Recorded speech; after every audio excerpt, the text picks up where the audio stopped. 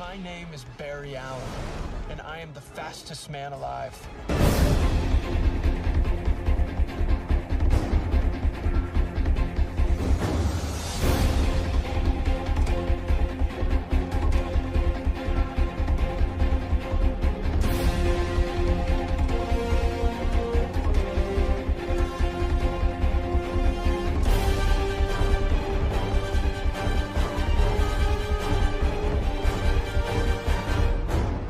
Earlier this year, while the CW's Flash was on its final 2 to 3 week hiatus, I decided for fun to do a graphic novel review of The Return of Barry Allen. It did better than I expected, so I decided to do more. Here's the thing though, there are very few collected major story arcs with Barry Allen as the Flash prior to his return in 2009.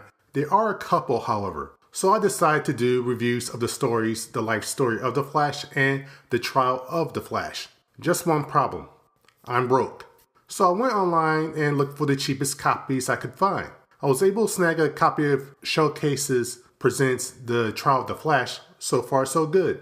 I ran into some problems trying to procure a copy of the life story of the Flash, however. So that review won't be coming for a long while. The Trial of the Flash always fascinated me because even before I read it, it seemed like a massive and epic storyline. And what I didn't understand was, one, why did it take so long to be collected and released? And two, why is it so obscure?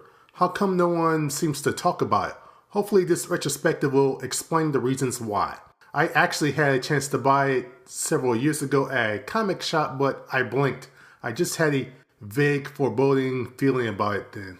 This story was created and takes place in the early 1980s. This also takes place in the pre-Crisis of the Infinite Earths DC Universe continuity. In this timeline, both of Barry's parents are alive and well. His father is in prison. Also, Iris West Allen is dead. Oh yeah, she died. That started in the infamous issue 275 when she and Barry go to a costume party. Well, the Reverse Flash is there and one thing leads to another and he winds up murdering Iris. Barry then battles the Reverse Flash in several issues and in a limbo realm, he just barely escapes, but the Reverse Flash is there for about 4 years. Eventually, Barry moves on with his life and he meets a woman named Fiona Webb. They fall in love, get engaged, and at the start of the storyline in issue 323, it's their wedding day. Initially, I was just going to review this collection. However, after reading the first 100 pages, I knew that wouldn't do it justice. Why? Well, there's a scene in, I believe, issue 324 or 325 where the rogues are trying to escape the police headquarters. How do they get away? Via a 5-story tall remote control boomerang. I mean, come on. There isn't any way a simple review of this would suffice. No, this deserves better than that. I will also be doing a retrospective through the eyes of someone experiencing this story for the first time, because technically I was. Also, you'll notice that most of the images in this video will be in black and white. Here's the thing, I forgot that Showcase comic book editions are all in black and white. I will search the internet and intersect them with colored images where I can. Also, for some reason, the Showcase volume didn't include issues 328, 336, 337, and 338 in it. Don't worry, I will cover those issues as well. Also, so these videos don't run too long, little flash facts will pop up to provide additional information that I forgot or just didn't have time to put in the original recording. This retrospective will conclude with an analysis of the story, my recommend pro or con, how this story came to be, and the behind the scenes info on it. Also, I'm going to answer, should this story be fondly remembered? And is this even a good story? So, let's get started.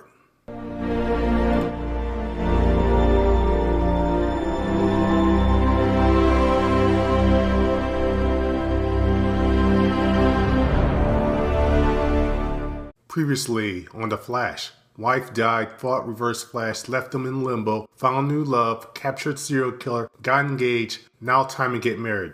Which leads us to... We open on Barry and Fiona's wedding day, and all's going well until one of the Guardians of the Universe show up and tells them that the Reverse Flash has escaped from Limbo and he wants revenge on the Flash for leaving him in Limbo. After all he did was kill the Flash's wife. Barry refuses the Guardians' help and goes after him. While this is happening, Barry's superhero and cop friends arrive. Question: Barry's cop buddies don't know he's the Flash, so why haven't the cops figured out Barry's secret identity? It's awfully convenient that superheroes suddenly appear at a random cop's wedding. Also, why hasn't Barry revealed his secret identity to Fiona? Iris knew, but not Fiona. And why did it take several years for Barry's parents to finally meet Fiona? This issue opens with a nurse taking a baby on a stroll and losing it and having it smashed through a giant mirror. Fortunately, it was saved by Kid Flash Wally West on his way to Barry's wedding. With Barry missing from the wedding ceremony, Wally is about to look for him until that same unnamed Guardian of the Universe appears and forces his suit back into his ring and mentally makes Wally lose the will of super speed. How? Meanwhile, Barry's finally caught up with the Reverse Flash, and while he's chasing him, the Reverse Flash is pontificating on how it's all Barry's fault about him being imprisoned in Limbo for 4 years. You just killed his wife. Well, while this is happening, he also sculpts an image of Iris into a mountain. What an asshole! Meanwhile, back at the church, Fiona is giving Barry's parents, or us, the crazy eyes. While that's happening, the Reverse Flash is fighting the Flash across the desert, snow-capped mountains, the oceans, space. And just as the Reverse Flash comes back to the church and is about to kill Fiona, Barry stops him by breaking his neck. Relax, it's not a spoiler. The cover of this issue ruined that surprise.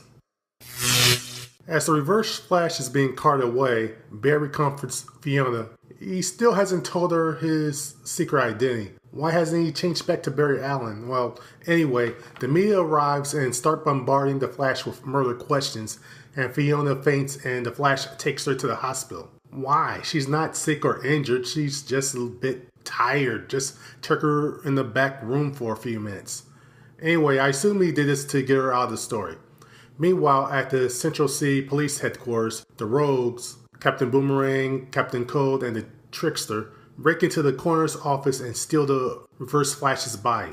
With the cops closing in, they escape via a 5-story tall remote control flying boomerang.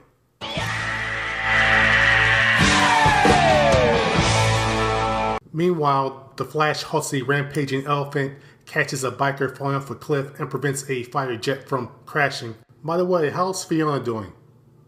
Nobody cares? Okay. While he's doing that, the Rogues hold a wake for the Reverse Flash. No one really liked them. Heck, they don't even like each other. But there is a bit of a professional respect they have for each other, which they display by saying some words and then promptly blowing up the casket while he's still inside it. Now, while all this is happening, a drugged out Fiona is asleep in her hospital room. Barry super speeds over and, without anyone noticing him, wakes her up and chats a bit, and then he super speeds away before anyone notices. When she tells the staff that he visited her, they insist that no one did and they think she's gone crazy. She isn't crazy yet. The issue ends with Barry as the Flash in handcuffs. The issue begins with Barry being charged and then he gets his mug shot taken. Question: why does he still have his uniform and mask on? Why isn't he being fingerprinted? I know he's friendly with the police, but this is an inappropriate operating procedure. Also, do they really think that the handcuffs are really going to be able to restrain him? Of course! Or that they can realistically keep him in jail? He can leave anytime he wants. Now, while all this is happening, the doctors are diagnosing Fiona for schizophrenic delusion. Keep in mind, she's not crazy yet. It's at this point where I really question Barry and Fiona's relationship. She obviously loves him, but he barely even thinks about her. We're now introduced to the B story, and it's about a young pickpocketer named Angelo. The story is pretty uninteresting unless he's being set up as a possible Jason Todd-ish character for the Flash family. Also, I'm starting to get a bit of a Stranger Danger vibe from Detective Curtis. Meanwhile, the Flash leaves jail and saves some people and winds up getting his hands bloodied. Barry goes to the hospital to get his hands bandaged up because I guess he doesn't have a healing factor. And right at that moment, Fiona's being wheeled by the room he's in. She senses him and jumps up out of the wheelchair and makes a break for him.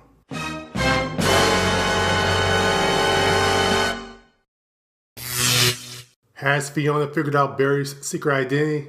Nah, she mistakenly hops onto a complete stranger thinking it's him. It's at this point that she's completely cracked and then is drugged on the spot. Don't worry though, Barry helps her back onto the gurney. The B story kicks in again as Angelo's apartment building is on fire. He tries to run in to save his mother, but the Flash has to save both of them. All that's happening as the cast of the Warriors are watching. Shortly afterward, Barry chats with his parents, but Fiona is never brought up. While that's happening, the Warrior rejects attack a hobo who turns out to be Grodd. There's a really great image of Grodd face imposed in the background as the gang members are trying to escape. There's a very sketchy and horrific feeling to it. But enough about that. What's the Justice League doing during all this? Why they're beaming Barry up to the Watchtower? So, do they want to talk to him or help him out like, normal friends would? Nope. They're holding their own trial on whether or not to kick him out of the JLA or not. I thought this story was taking place during the JLA Detroit days. Next time on the Trial of the Flash. Flashback. Superman voting. Grodd going mental. And shouldn't the Flash have a lawyer by now? Previously on the Trial of the Flash. Way Day Blues. Murder. Big Boomerangs. The Warriors. Grodd. And now, issue 328 is a flashback issue showing how Eobard Thawne, the Reverse Flash, escaped Limbo. Time travel is involved, and he tried to disguise himself as Barry on Barry and Iris's wedding day. Barry gets out of the Reverse Flash's trap and defeats him. Wait, isn't this a bit of a retcon of the previous 5 issues? Issue 329 begins with Grodd being chauffeured around in a long-horned pimpmobile. Meanwhile, the JLA give their final verdict on the Flash. What was Barry's response? F you, son.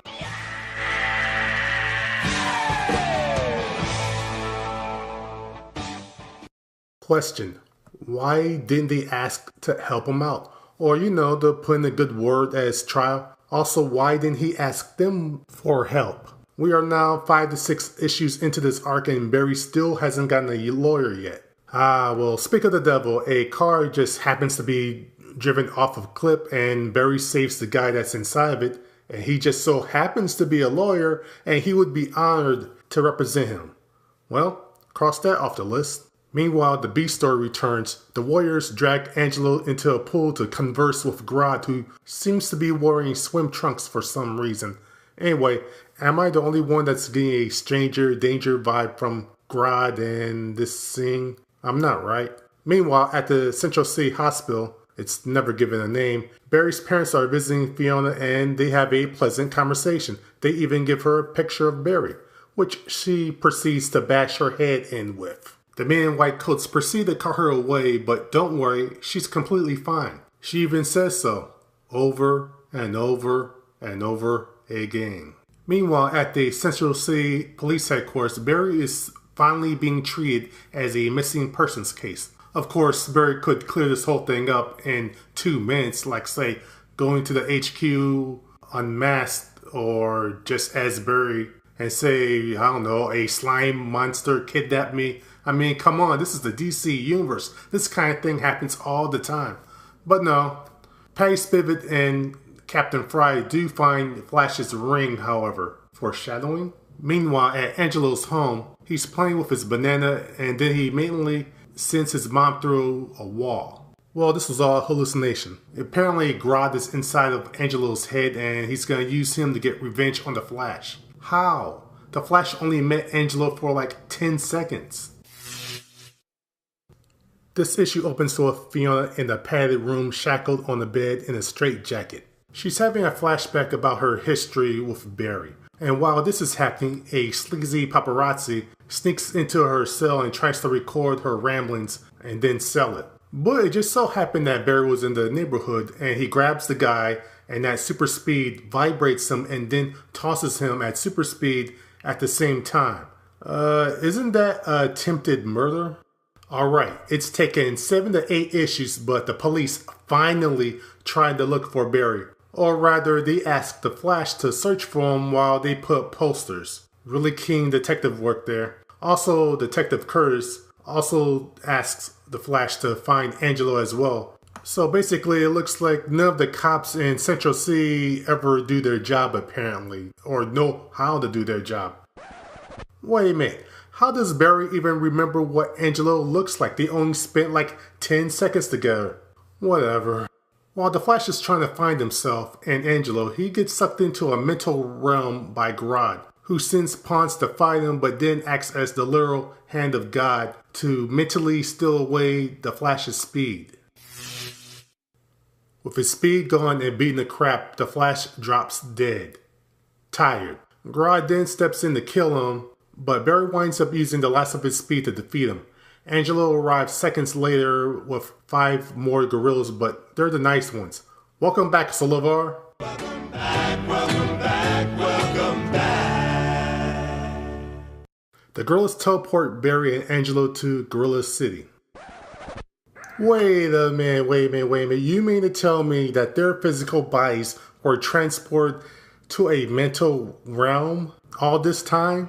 My brain hurts! Well, it seems that realm was created as a playground dimension by the gorillas. Also, why does Barry seem more concerned about Angelo than Fiona? Meanwhile, the police captain is dropping Barry's missing persons flyers from a helicopter. While that's happening, back at Gorilla City, Barry tells Solovar the situation. Solovar then says that they are willing to help him any way they can. Finally, why couldn't the jailers have said the same thing? Meanwhile, in the office, someone with no head is on the phone plotting to kill someone. You know he's evil because he has a golf club. The issue ends with Barry on the phone with his lawyer, and then the lawyer's office explodes.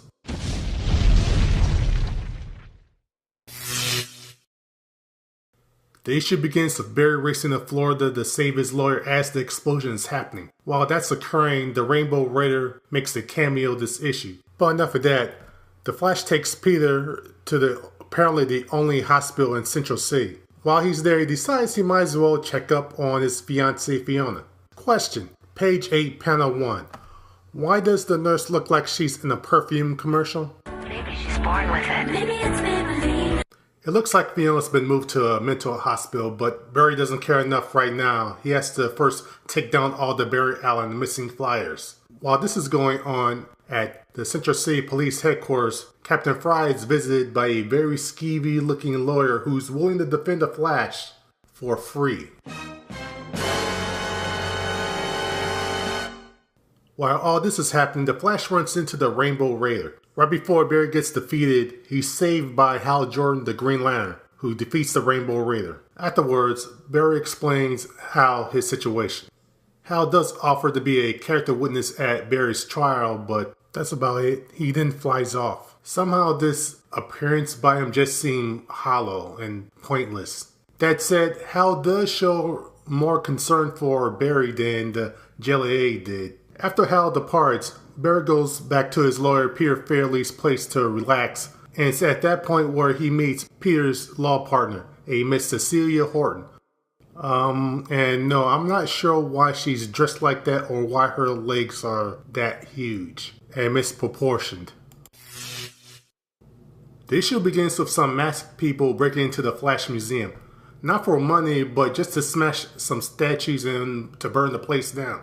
They appear to be mind-controlled, and afterward, they just all go their separate ways. Meanwhile, Barry is in a meeting with his new console who hates him and is being drawn as if she's posing for a cover for a romance novel. Hey, let's check on Fiona. While she's having a session with her doctor, a man sticks up the front desk. Not for money, but so the guy that he's with can get some mental health. See, this is why we have Obamacare. Well, the ill guy thinks Fiona is his mother and leaps at her. It's at this time that Barry finally decides to check up on her and he saves her from these crackpots. At first it looks like they're about to kiss, but nah, why would two people who were supposed to love each other show any kind of affection towards each other? Question. Who were these guys?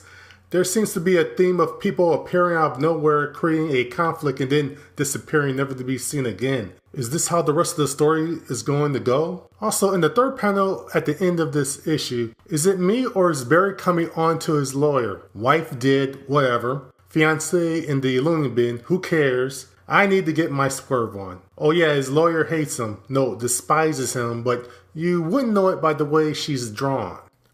One last thing, there seems to be a lack of tension so far in the story. Despite the fact that the Flash has killed someone, no one really has turned against him. The citizens, media, the government. Didn't Amanda Waller exist back then? Where is she when you really need her? Next time on the Trial of the Flash, Barry recaps the last 11 issues. The Flash is trying to kill the media. Will another of the Flash's lawyers meet their doom? And why isn't issues 337, 338, and 339 in my collection?